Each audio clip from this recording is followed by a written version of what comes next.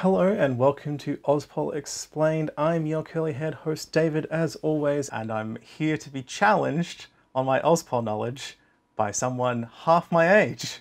With me right now via Zoom, I have perhaps the most engaged 15-year-old I've ever met, who runs Channel 6 News, an independent news channel on YouTube, helping you understand what's going on in Parliament. Please introduce yourself. Leo Puglisi, founder of 6's Australia, independent unbiased news outlet, and on a personal level, a bit of an Auspol nerd. So that's why I'm here, and and yeah, that's why I also watch your content to give you a plug on your own show, which is a bit of a weird thing to do, but I wasn't paid to say that. Do I actually know what I'm talking about for Australian politics and history? We're about to find out. So, first question I've got: if the voice referendum is successful, it would mean how many referendums in Australia have passed total? If it succeeds, it'll be the ninth to succeed. Correct. The 1914, 1951, 74, 75, 83, 87, and 2016 Senate elections all have what in common? I'm. Oh, wait, were they all double dissolutions? Yep, exactly.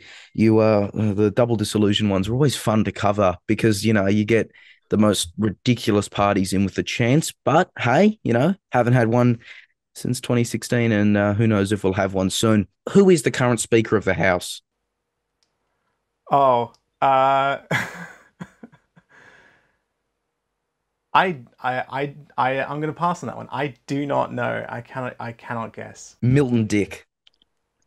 So the Queensland Labor MP, Speaker Dick, he's the as of what, June 2022.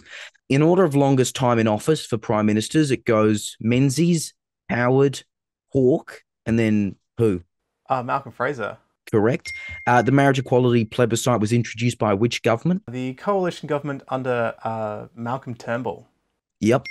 Similar to the question about longest time in office, the shorter serving PM was who? Frank Ford, who served for 1 week. Some people say 8 days or 7 days, depending on how you count it. I think 7 days is generally accepted, regardless. Sure, shortest by a good couple of weeks. The only state, so not including territories here, the only state without an upper house is what state? Queensland, which they abolished in 1922. I think they called it the Suicide Squad when voters voted to abolish their own chamber. So that's weird, but they'll probably never get it back, even though governments like to flip on that.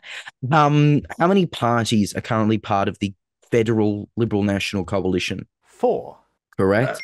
Would you like me to list them? Go ahead. Why not? There's the Liberal Party, there's the National Party, and then there's the Liberal National Party, which is in Queensland specifically, where they fused, and then Northern Territory provides the Country Liberal Party, which sometimes gets federal representation. And currently has federal representation as well with Jacinta Price. Of course, she sits with the Nationals. Gough Whitlam was dismissed in what year? 1975. Correct. The only party that contested the first ever federal election, so 1901, that currently exists is what party? The Australian Labor Party, the oldest continuous political party in Australia. Yeah, and I think they were going with the old, arguably correct spelling back then as well, Labou. But of course they don't now. Who is the current father of the House, oldest serving member in the House of Reps? That would be Bob Catter. I was like, I can see, I knew his face. I was like, I'd literally have his like biography like right next to me somewhere. I was like, what is his name? It's Bob Catter. That's it. Bonus points. This isn't a question I actually had planned. Do you know who the second, who's next in line, father of the House in the House of Reps? Currently? Yeah, No, I don't actually. Anthony Albanese. Ah, he was voted in was it 96? That sounds about right. Yeah, it was after Keating was gone, I believe. So yeah, 1996 sounds about right, but that I'll check on that. But he definitely was, is next in line for father of a house, although Caddo doesn't seem to be gone for a while. The Nationals used to be known as the what party? The Country Party. Correct. How many branches in the is the federal government split into? How many branches is the federal government split into? As in, so there's the three separation of powers: the executive, judiciary, and legislature. Yep. So that'd be So the legislature is Parliament, which makes the laws. The executive is the Prime Minister and Cabinet advising the Governor General on behalf of the King, and the judiciary is the court system, so High Court, etc., which would rule on matters of the Constitution and is the last court of appeal in Australia. correct. If a senator, you might have to do maths here, if a senator was elected in 2019, what year would their term expire? 2025. Correct, assuming no double dissolution, as we mentioned before. And finally, the only state or territory that currently has a coalition government of any kind is what? See, this is a nice little one that you're trying to trick me off with, and I'm going to argue with technicality. The ACT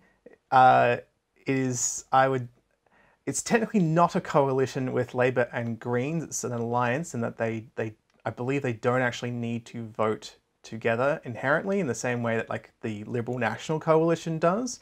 But the ACT is the only place with a minority government in support with a minority party. So that's Labor with support of the Greens partially, but there are some Greens outside of that. Tasmania is, I think, the one that people are that would come to people's minds because that is the last blue state, that's the Liberals, but there are no Tasmanian Nationals, so it is not a coalition government. Yeah, correct. The Tassie Nationals have barely had any presence over the years. Yeah, you're right, though, on the Greens. It's an even split, I believe, 3 Greens ministers and 3 Greens crossbenchers who are weirdly separate. So it's a bit of a confusing situation, but it's the Greens make up a full third of the ACT ministry. So I think I didn't do the maths, but I think you got a good 90% of them correct if I had to guess. So did pretty well there. Well, thank you very much to Leo Puglisi for joining me on the channel and testing my knowledge. If you'd like to see how well he did, you can head over to Channel 6 News Australia, where I also have a quiz for him as well. Their YouTube channel and socials are linked below. I do recommend check them out. Thank you so much to those who support me on Patreon. And also, if you're going to go check out Channel 6 News, they also have a Patreon. Maybe you can support them as well. Keep journalism alive, independent, and, you know, some sort of media source that isn't owned by Rupert Murdoch. Unless there is a giant merger coming your way. Is Rupert about to offer you $10 million, Leo? I wish. No. As it stands, the only people who fund us are you on Patreon and like $1 a month from YouTube ads, but they never monetize us. But we'll see with Murdoch. Who knows whether 6 News will outlast Murdoch himself. We'll see on that. And if Rupert Murdoch or any other billionaire is watching, I do have a tier on my Patreon. Most people choose $1 or $2, but I do have an option for $3,000 per video, which is not a joke. If you sign that up to that, I will charge you $3,000. So please only do that if you are a millionaire or billionaire. But if you are, and no one, just send that over to them.